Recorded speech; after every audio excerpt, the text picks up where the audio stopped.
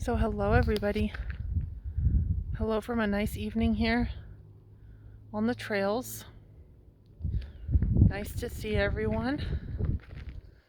So I just want to share something,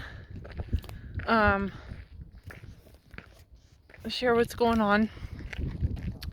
Basically every day I'm like, kind of curiously, I guess, waiting to see if any content will come out. And it's really put me in a place of having to kind of really reevaluate my messaging on here. My messaging. I'm very clear with what I'm sharing, but I just don't ever know what's going to come out. So I've been in this space of like waiting to see if there's anything else to say, because it's like after a while it's like, what is the best way to express the truest, deepest core and essence of who I am? Because that is how I'm interested in connecting with people on here. Exclusively. I mean, I promise you that that's my main thing. So that is my version of sharing love, right? That is my version of sharing truth. That is my version of connectedness. And so that said, this space of like deep void is absorbing a lot of my energy. And you can let me know if that's happening for you too, because I'm always interested in these types of dialogues. But when I say void, what that means to me is non-doership and non-action, one of the fundamental lotus stones of the non-dual teaching. And when I started teaching it 8 years ago, it's very different than how I teach it now. Or I don't know, maybe it's been 7 years, who knows. It's very different than how I teach it now, because through time, that teaching has become a living expression and a living emanation through, this personality structure in this body. So it, in a way, went through a deep embodiment and integration period, and it's still doing that. And I don't know if that ever stops. I don't know. I don't have the answer to that. Here it just keeps going into deeper and deeper and more honest versions of itself. Okay. And actually, I'm gonna go to this other spot here that I just remembered.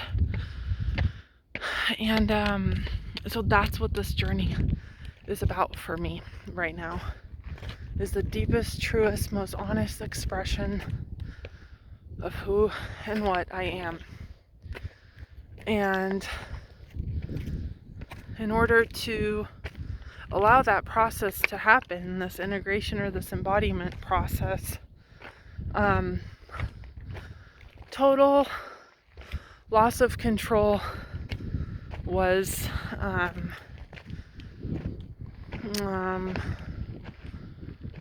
essential. But it wasn't, me losing control. It just, after a while, you start to realize you can't really do anything as a separate entity. It's too heavy, it's too hard, it's too fake. It's too fake. It hurts. It's like painful to move by yourself, to not be moved by this great living, breathing essence of truth and being. So the process for me has really been about allowing that to happen. getting comfortable with that, which totally not comfortable with that still, very uncomfortable with it. But I don't know if you're comfortable. I don't know if that's a good thing. If you have these idealized versions of awakening or enlightenment or spirituality where you're still super comfortable, I think that's a form of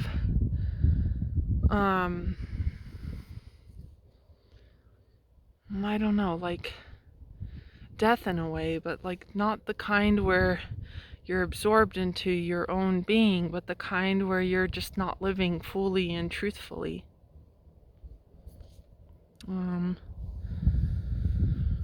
So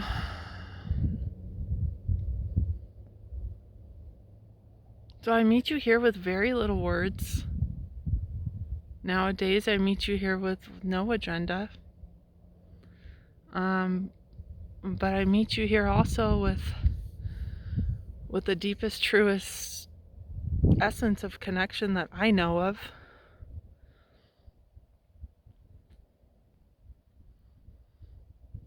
And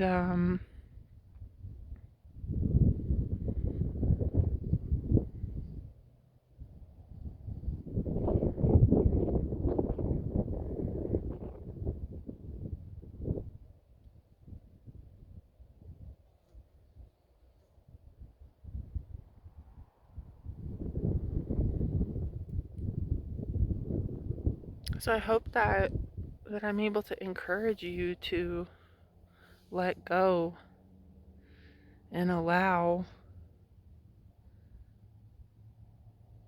whatever energies are moving through you to move in the way that they need to, in the way that they are moving. And everything comes in cycles, everything comes in waves. You can't have a new way of being without allowing an old way to collapse. There's no room for that. There has to be that void, there has to be that space and that discomfort. And even though the mind doesn't like it, the ego doesn't like it, there's this deep trust, this indwelling knowing within you that I know you have, and I know I have it because it's the truest part of ourselves, and this knowing kind of accepts this journey that's been undertaken. It's an extraordinary journey that the self has outlined and desired and progressed on. So many flies out. Ugh. It's an extraordinary path to be on, a path of honesty and deep truth. And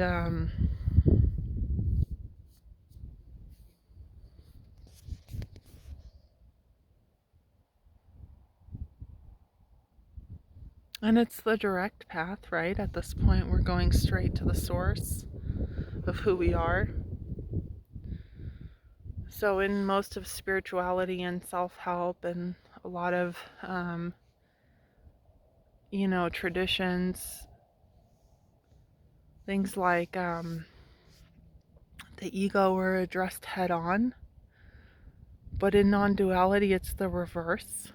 We address capital S self first, and then we address the ego, or then we address the sense of separation. So the opposite kind of happens here for us. And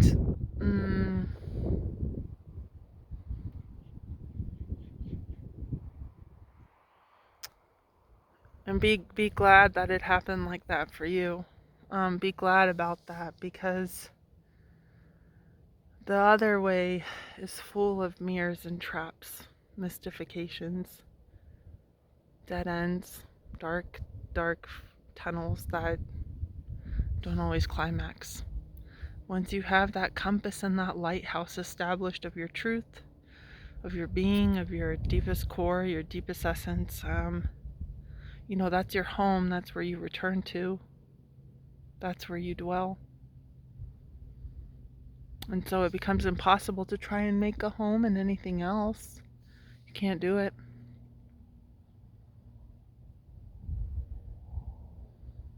Everything has to become your home. And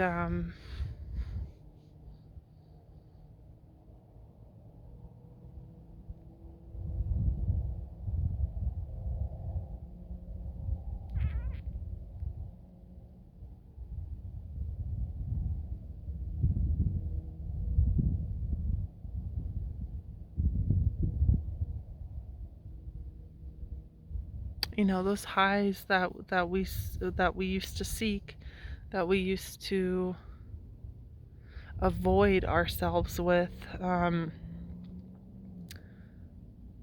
there's a deconditioning process that occurs that pulls those things out of you. And that's part of that discomfort phase, right? Part of that getting used to this new perception that's emerging, that's embodying, that's healing, right? I mean, yes, in one way, no, you absolutely do not need to heal anything. You don't need to integrate the unconscious with the conscious because it's already happening. It's a natural, intrinsic result, a byproduct of the direct path of self-realization, truth. Some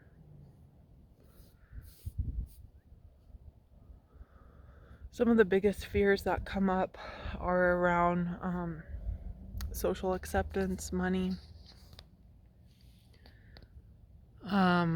health. All these things iron themselves out. They work themselves out. All the issues with self-worth, fear of failure, fear of living life, it all irons itself out. Slowly, sometimes very painfully, but it does iron itself out. And so it's easy to get ahead of ourselves because we're conditioned through spirituality, to become these perfect versions of ourselves. And especially when perception is shifting so drastically, right? And there seems to be this goal that we're heading towards, that one day we'll reach, this this enlightened self. But it doesn't work like that. The goal is right now. The goal is whatever's ironing out right now, whatever's presenting itself right now. That is a sacred holy altar.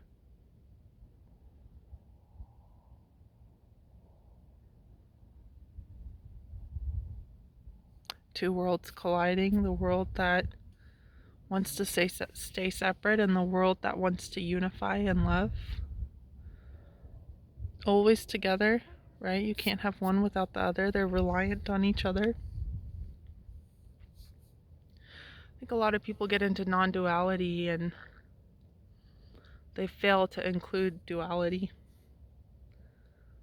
But you can't not have duality and non-duality because they're part of one thing.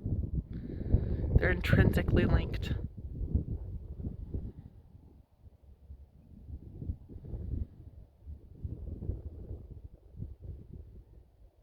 You wouldn't be here, I wouldn't be here, none of this would be here otherwise.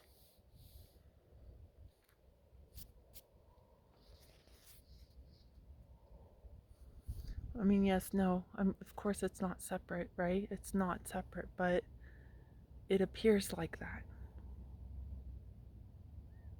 And so that can't be rejected.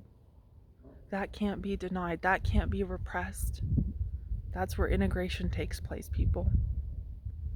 It's where embodiment takes place.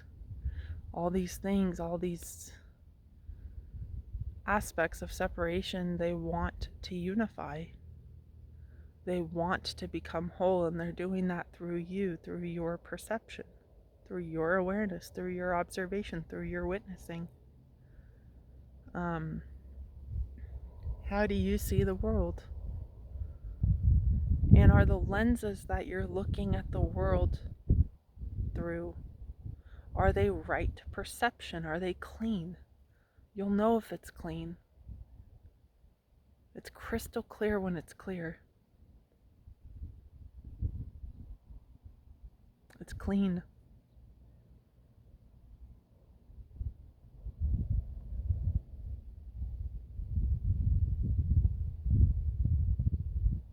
I think I'm going to get going here. Let's see what else. I really just wanted to say hi. Wanted to connect. Wanted to share a beautiful evening. It's still possible to hike when it cools off, so that's great. And that's what it's all about, right? Doing what you gotta do. I love you guys. Have a great weekend. See you soon. Bye-bye.